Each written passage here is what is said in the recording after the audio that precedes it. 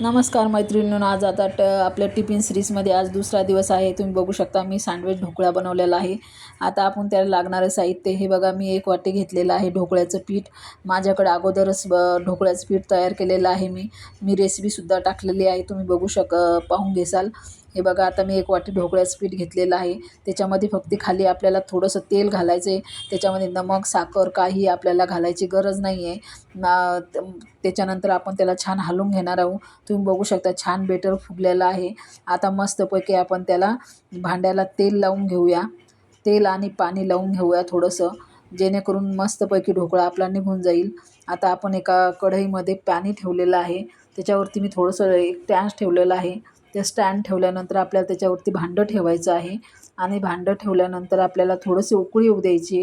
नंतर आपण ते बेटर याच्यामध्ये घालून देणार आहोत।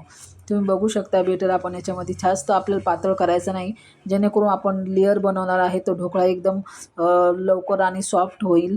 त्याच्यामुळे आपल्याला जास्त पातळसुद्धा त्याचं बेटर बनवायचं नाही आहे।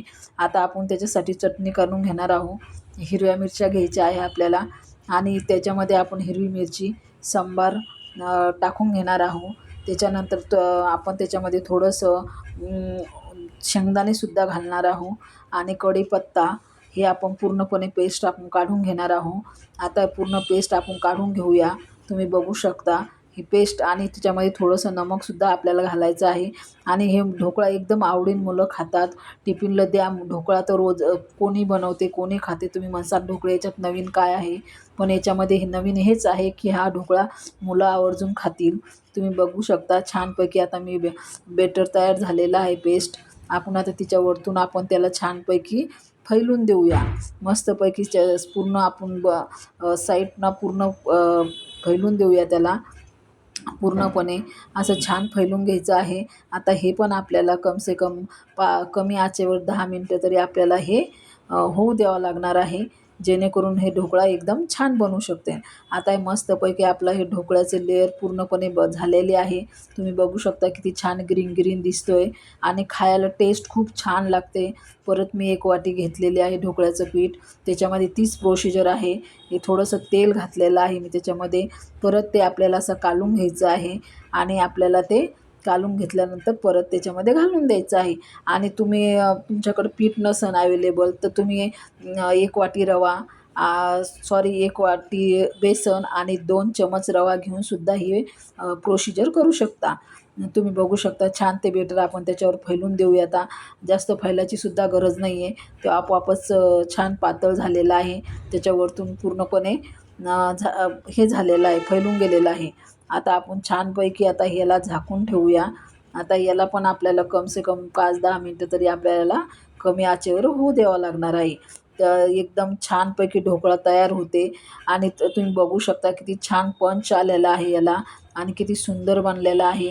आता तुम्हाला ही जर रेसिपी आवडली असेल तर तुम्ही नक्की लाईक, शेअर आणि सबस्क्राईब करा। तुम्ही बघू शकता ढोकळा एकदम छानपैकी आपला निघत आहे। आता आपण मस्तपैकी हा ढोकळा काढून घेणार आहोत। आता थोडा वेळ आणखीन थंड करून घ्यायचा आहे आपल्याला।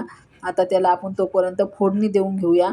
फोडणीची तयारी आपण थोडं 1 चमच तेल घातलेलं आहे, त्याच्यामध्ये घातलेलं आहे मी जिरं।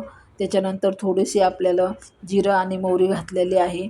त्याच्यानंतर आपण कढीपत्ता त्याच्यामध्ये घालणार आहे।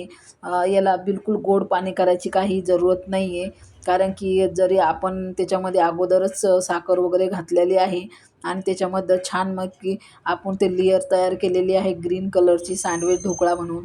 मस्तपैकी आपण एकदम छान लागते। तुम्ही नक्की बनवून बघा। हे बघा छान आपण त्याच्यावरतून हे टाकून दिलेलं आहे तडका। तुम्ही बघू शकता। आता छानपैकी आपण याला मस्त कापून दाखवते तुम्हाला किती छान झालेलं आहे आणि खायला तर टेस्ट एवढा छान लागेल, मुलं नक्की आवडीने खातील आणि टिफिनला नक्की तुम्ही हे मुलांना ट्राय करा आणि